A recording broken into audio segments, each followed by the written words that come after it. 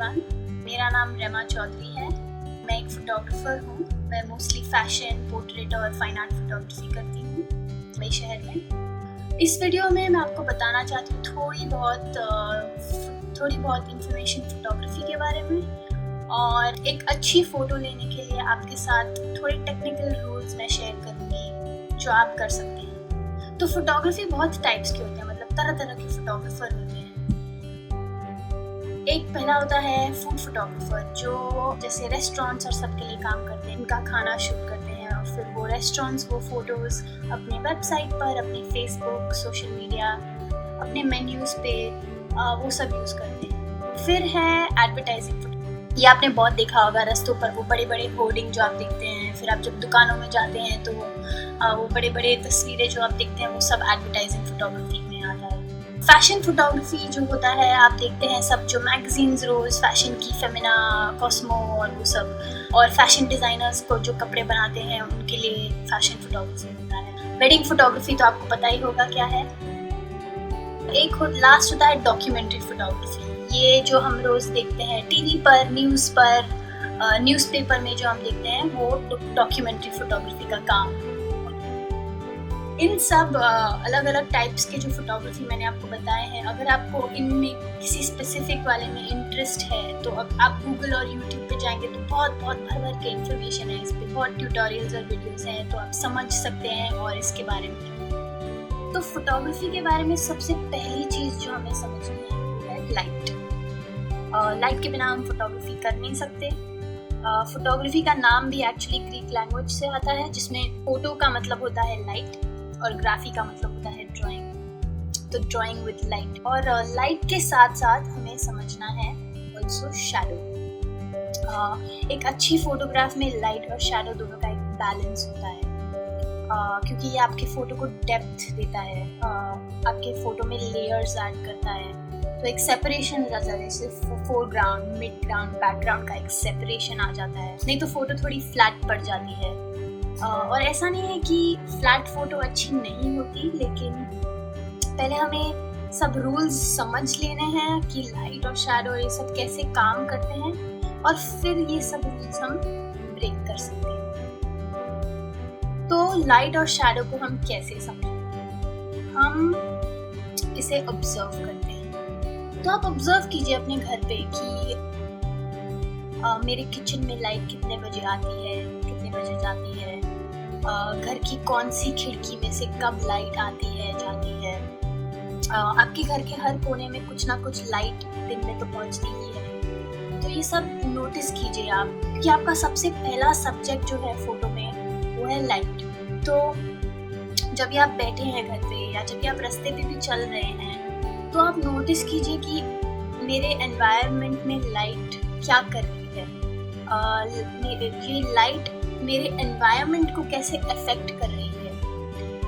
जैसे अगर लाइट आपकी दीवार पे गिरती है तो ये दीवार का टेक्सचर दिखता है क्या, मतलब अगर आपको अपनी फ़ोटो में दिखाना है ये दीवार का टेक्सचर, तो किस डायरेक्शन से लाइट आनी चाहिए कि टेक्सचर भी दिखे मेरी फ़ोटो में। टाइम और डायरेक्शन लाइट का बहुत इम्पोर्टेंट है। तो ये सब आपको एक्सपेरिमेंट करके देखना पड़ेगा। और जब मैं बोलती हूँ कि लाइट ऑब्जर्व कीजिए, इसका मतलब ये नहीं कि आप खाली सूरज की लाइट अपने घर में जो घूमती है वो ऑब्जर्व कीजिए, लेकिन जैसे शाम को अगर आपके घर में कोई बल्ब आपने जलाया, तो ये बल्ब दीवार को कैसे अफेक्ट करता है, ये बल्ब कुर्सी को या सोफे को कैसे अफेक्ट करता है। बल्ब के आप एकदम बल्ब के नीचे बैठ जाइए और देखिए कि जब आप एकदम नीचे बैठे हैं तो क्या लाइट, क्या शैडो कहाँ पे हो रहा है। उसके 1 फुट पीछे बैठे हैं तो क्या लाइट, क्या शैडो हो रहा है। उसके 1 फीट आगे बैठे हैं, या लेफ्ट या राइट में, या बल्ब अगर आपके राइट साइड में हो या लेफ्ट साइड में। तो ये सब आपको घर पे बैठ के लाइट के साथ एक्सपेरिमेंट करना पड़ेगा। क्योंकि जैसे अगर आपने कोई ऑब्जेक्ट लिया कि मुझे ये फोटोग्राफ करना है, तो आपको उसके साथ एक्सपेरिमेंट करना पड़ेगा। अगर आप ट्राई कीजिए कि अगर मैंने लाइट इसके एकदम ऊपर रखा तो क्या किस तरह दिखेगा, ये लेफ्ट से या राइट से, किस तरह से ये ऑब्जेक्ट सबसे ज़्यादा किस तरफ से जब लाइट आती है ये आपको अच्छा दिख रहा है। क्योंकि लाइट कोई भी चीज़ को कोई सुंदर चीज़ को मामूली बना सकती है और कोई मामूली चीज़ को सुंदर। और उसमें डिफरेंस खाली क्या है, लाइट का और डायरेक्शन का, और ऑल्सो आपके नज़रिए का भी है। तो ये सब और ये सब चीज़ें प्रैक्टिस से आती है, तो आपको ये सब करते रहना है, ट्राई करते रहना है, ताकि फिर आप धीरे धीरे समझ जाए। फिर आपको सोचना नहीं पड़ेगा, आप कोई सीन को देखेंगे और आपको इमीडिएटली समझ में आ जाएगा कि अगर हाँ यहाँ से लाइट दिया तो ऐसा लगेगा और यहाँ से लाइट दिया तो ऐसा लगेगा। तो ये है लाइट और शैडो के बारे में। तो अब हम बात करेंगे फ्रेमिंग की। फ्रेमिंग काफ़ी इम्पोर्टेंट टूल होता है फोटोग्राफी का। इसे हम कॉम्पोजिशन कहते हैं। तो एक अच्छी कॉम्पोजिशन में आपकी आंखें ट्रैवल करती है फोटो में। ऐसा नहीं कि ओ फोटो में कितना कुछ हो रहा है, मुझे पता नहीं मैं किधर देखूं। नहीं, फोटोग्राफर आपकी आंखें गाइड करता है एक स्पेसिफिक पॉइंट पर फोटो में। इसे हम कहते हैं लीडिंग लाइंस। और जब आप कॉम्पोजिशन के बारे में सोचना चालू करते हैं और आप अपना ऑब्जर्वेशन चालू करते हैं, तो आपको ये लीडिंग लाइंस सब जगह दिखेंगी। और ये लाइंस के साथ साथ हमें चीज़ों का शेप भी नोटिस करना है। जैसे हॉरिजॉन्टल फोटो में हम देखते हैं left to right, right to left, और वर्टिकल फोटो में हम देखते हैं up to down, down to up. तो आपको जजमेंट लेना है कि मुझे जो सब्जेक्ट शूट करना है ये वर्टिकल फॉर्मेट में अच्छा लगेगा या ज़्यादा हॉरिजॉन्टल फॉर्मेट में अच्छा लगेगा। और ये डिसीजन हम कैसे लेते हैं अभी, इसके लिए हमें आइडेंटिफाई करना है कि इस फ्रेम में सबसे डोमिनेंट लाइन जो है वो वर्टिकली जा रही है या हॉरिजॉन्टली जा रही है। तो जब आपने वो लाइन आइडेंटिफाई कर लिया है कि ओके मेरा फ्रेम अभी हॉरिजॉन्टल होने वाला है, इसमें सबसे डोमिनेंट लाइन हॉरिजॉन्टली जा रही है, फिर आप ट्राई कीजिए कि ठीक है जब मैं इस सब्जेक्ट के एकदम पास जाऊँ तो फोटो कैसी लग रही है। फिर आप 2 स्टेप पीछे लीजिए और देखिए कैसी लगेगा। फिर 2 स्टेप और पीछे लीजिए, या लेफ्ट से लीजिए या राइट से लीजिए, और देखिए फिर किस डिस्टेंस पर आपका सब्जेक्ट सबसे ज़्यादा हाईलाइट हो रहा है। तो इसे हम कहते हैं लीडिंग लाइन्स। तो फ्रेमिंग में आप एक और टेक्निक यूज़ कर सकते हैं। जैसे एक तो हम अपने सब्जेक्ट को एकदम फ्रेम के सेंटर में रख सकते हैं और फिर हमारा फ्रेम काफ़ी सिमेट्रिकल लगने लगेगा। या तो फिर आप अपने सब्जेक्ट को थोड़ा ऑफ सेंटर फ्रेम कर सकते हैं। तो इसमें हम क्या करते हैं, हम हमारे फ्रेम को ग्रिड में डिवाइड करते हैं। तो हम 2 इमेजिनरी लाइंस ऐसे बनाते हैं और 2 ऐसे बनाते हैं, और फिर जो ये 4 पॉइंट मिलते हैं आपको, यहाँ पे आप अपने सब्जेक्ट को प्लेस कर सकते हैं। तो आपको डिसाइड करना है कि मुझे लेफ़्ट साइड का और दिखाना है या मुझे राइट साइड का और दिखाना है, या मुझे आसमान और दिखाना है या मुझे ज़मीन और दिखाना है। तो ये आपके नज़रिए पे है कि आपको क्या दिखाना है इस फोटो में, कि आपको क्या मैसेज कहना है इस फोटो से। तो उस हिसाब से आप ये रूल ऑफ थर्ड्स यूज़ कर सकते हैं फ्रेमिंग के लिए। तो एक और टेक्निक जो आप यूज़ कर सकते हैं फ्रेमिंग के लिए, जिसमें आप यूज़ करते हैं कलर को अपने मैसेज को दिखाने के लिए। तो कलर्स 2 टाइप के होते हैं, वार्म कलर्स और कूल कलर्स। तो वार्म कलर्स में आते हैं आपके ऑरेंजेस, रेड्स, येलोज, पिंक्स, और कूल कलर्स होते हैं ब्लूज, ग्रीन्स, वायलेट, पर्पल। तो एक फ़ोटो में अगर आप दोनों कलर्स का कॉम्बिनेशन यूज़ कर सकते हैं, वो आपके फ़ोटो को उतना पावरफुल बना देता है। तो जैसे ये फ़ोटो मैं आपको दिखा रही हूँ, इसमें आप अगर हर चीज़ को अलग अलग देखेंगे तो काफ़ी मामूली चीज़ें हैं, लेकिन जिस नज़रिए से ये फोटोग्राफर ने लिया है, ऐसा लगता है कि हम उधर खड़े हैं, कि हम उस पोस्ट बॉक्स को टच कर सकते हैं। तो अगर इस फोटोग्राफर ने 2 स्टेप पीछे लिया होगा, या 2 स्टेप आगे, या 2 स्टेप लेफ्ट या राइट, तो इसका इफेक्ट एकदम अलग होता है ये फोटो का। तो इस फोटो में आपको एक्चुअली जो हमने पहले भी टेक्निक्स बात की है, आपको वो सब टेक्निक्स इस फोटोग्राफ में दिखेंगी। तो इसमें जैसे सबसे पहले तो मैं आपको कलर का बता देती हूँ, उन्होंने कलर कैसे यूज़ किया है। तो आप येलोस का देखेंगे तो काफ़ी बैलेंस है येलोस का इस फोटो में, लेफ्ट में भी है, राइट में भी है, अपने फोरग्राउंड में भी, और ऑरेंजेस भी है, और एकदम पीछे आपको स्काई का ब्लू भी दिखता है। फिर दूसरी टेक्निक रूल ऑफ थर्ड्स आपको दिखेगा, जो आपको ये ग्रिल का दिख रहा है लाइन, और फिर वो गाड़ी भी एकदम राइट साइड में है। तो ऐसे सेंटर में वैसे कुछ है नहीं देखने के लिए, ज़्यादातर लेफ्ट और राइट में आपकी आंखें जाती हैं इस फोटो में। तो अगेन वो ट्रैवलिंग की जो मैं बात कर रही थी, आप शेप्स नोटिस कीजिए इस फोटोग्राफ में, मतलब कितने शेप्स है, कितने स्क्वायर्स है, कितने रेक्टेंगल्स है, कितने सब फोटोग्राफर ने यूज़ किया है इसे फ्रेम करने के लिए।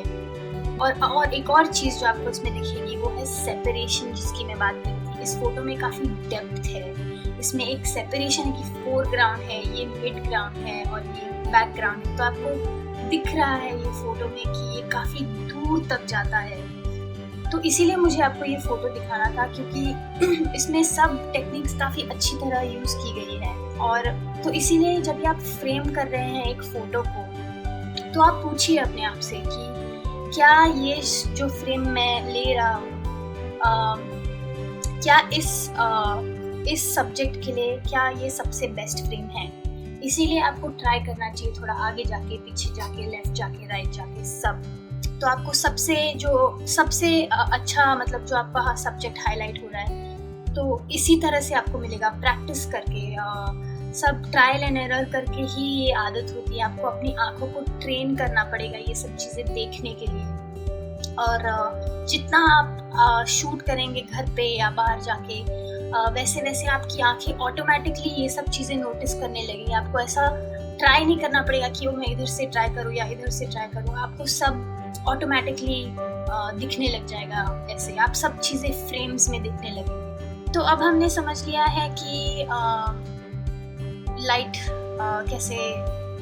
को कैसे रीड करने का, फ्रेमिंग कैसे का, लेकिन हम इस इंफॉर्मेशन के साथ करें क्या, हम इसमें अपना नज़रिया कैसे लाएं, अपना एक्सपीरियंस कैसे लाएं, अपना इमोशन कैसे लाएं, क्योंकि सब लोगों का नज़रिया अलग होता है। जो चीज़ मुझे सुंदर लगे वो आपको ना लगे, जो चीज़ आपको सुंदर लगे वो मुझे ना लगे। तो आपको नोटिस करना है कि आपको कौन सी चीज़ें इंटरेस्टिंग लग रही हैं, कि किस चीज़ की फ़ोटोग्राफ आपको लेनी है, किस चीज़ों की तरफ आप ग्रेविटेट करते हैं। और ये प्रैक्टिस से आता है। आप शूट करते रहिए, आप रोज़ शूट करेंगे तो आपको आप अपने आप के बारे में भी सीखेंगे कि मुझे क्या चीज़ें अच्छी लग रही हैं, मुझे क्या फील हो रहा है अंदर इन चीज़ों से। तो आपको अपने इंस्टिंक्ट्स जो होते हैं उनको रिस्पॉन्ड करना है कि हाँ, मुझे इस चीज़ की फ़ोटो लेनी है क्योंकि मुझे इससे ऐसा फील होता है। ये सब आपको सोचना पड़ेगा इन सब चीज़ों के बारे में। और जब मैं बोलती हूँ कि आप इंटरेस्टिंग चीज़ें ढूंढिए जो आपको इंटरेस्टिंग लगे, उसका मतलब ये नहीं कि आप ढूंढिए कोई चीज़ जो आपको फोटोजेनिक लगे, क्योंकि सुंदर चीज़ की तस्वीर तो कोई भी ले सकता है, लेकिन जो आप अपना नज़रिया, आप अपना एक्सपीरियंस, जो आप अपना इमोशन, अपना सेंसिटिविटी जो लाते हैं इसमें, वो एक फ़ोटोग्राफ को अच्छा बनाता है। मतलब जब मैं एक फ़ोटोग्राफ देखती हूँ, मुझे उसमें जो सब्जेक्ट है उसके बारे में तो कुछ सीखना ही है, लेकिन वो फ़ोटो देख के मुझे फ़ोटोग्राफ़र के बारे में भी कुछ सीखना है कि उन्होंने क्या अलग किया है कि ये फ़ोटो इतनी अच्छी है।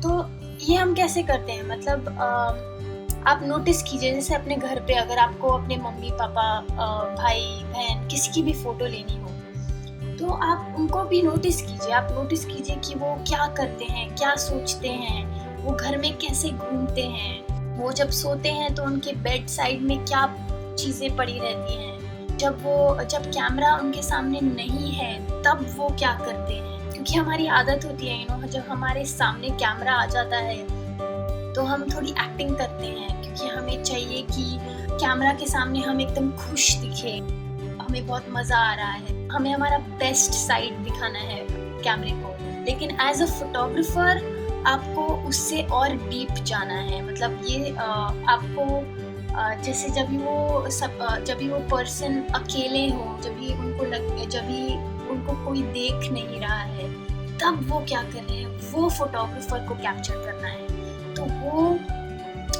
अगेन वो अब नज़रिया है कि आप कौन सी चीज़ें नोटिस कर रहे हो इनके बारे में, क्योंकि आप ये चीज़ें नोटिस करते हो क्योंकि वो चीज़ें आप अपने आप में भी देखते हो। तो ये सब आप नोटिस कीजिए कि क्या कर रहे हैं, क्या उनका मूड है, क्या कैसे हम ये मूड, उनका ये जो थॉट, कैसे हम एक विजुअल फोटोग्राफ में दिखा सकते हैं। तो वापस प्रैक्टिस कीजिए, रोज़ प्रैक्टिस कीजिए। आप ट्राई कीजिए, मतलब अभी मैं आपको एक असाइनमेंट देती हूँ कि आप अपने घर में किसी भी एक फैमिली मेम्बर का एक फोटोग्राफ लीजिए, एक पोर्ट्रेट लीजिए उनका।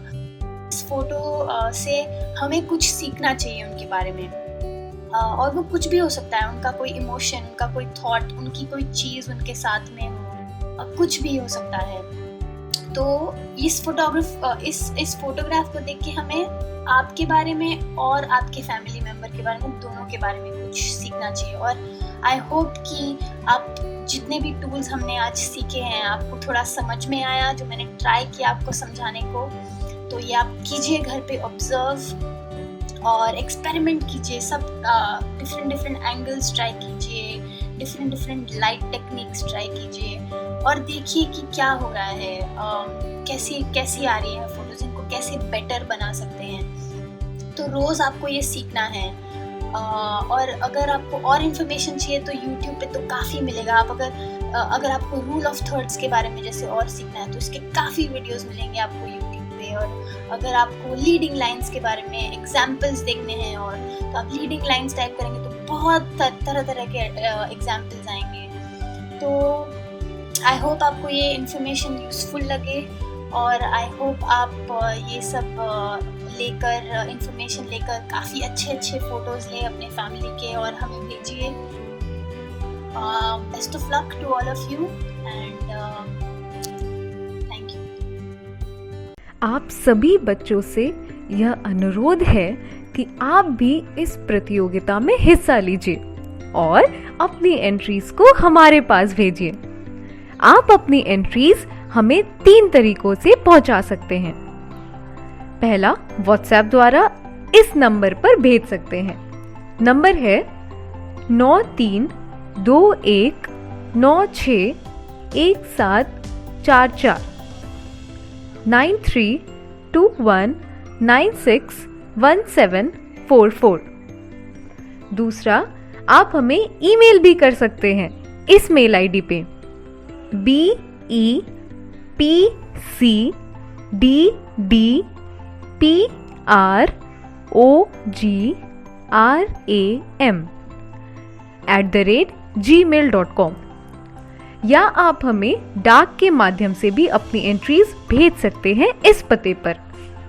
गुणवत्ता संभाग, बिहार शिक्षा परियोजना परिषद, शिक्षा भवन, राष्ट्रभाषा परिषद परिसर, सैदपुर, राजेंद्र नगर, पटना 800004। बच्चों, आपको अपनी एंट्रीज हमें इस प्रारूप में भेजनी है। सबसे पहले विद्यार्थी का नाम, फिर विद्यालय का नाम, उसके बाद कक्षा और एकदम अंत में जिला। इस तरह से लिखकर आप अपनी एंट्रीज हम तक पहुंचा सकते हैं। और याद रखें, आप हमें अपनी एंट्रीज आने वाले शुक्रवार शाम 6 बजे तक ही भेज सकते हैं। धन्यवाद।